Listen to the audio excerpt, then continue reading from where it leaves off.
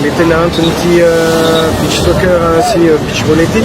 efa eritaona moa zay manao amin'ity laplage ty zany mitady hoe mitsiketsika zavatra eto Tomasina eto amin'ny plagetsika ty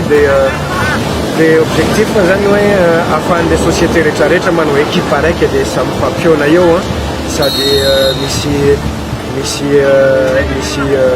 beach soccer de qualité amintsika ty am'le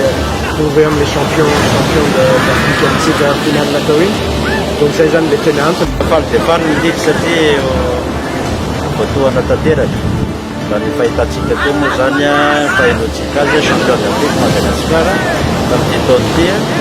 dia ny ligue atsinanana zany manao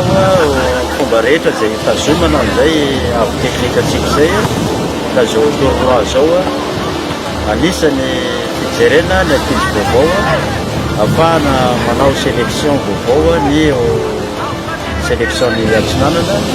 amin'ny fedivana ny avoarany Madagasikara amin'ny taona ity dia marihatra moa zany fa ny sika manana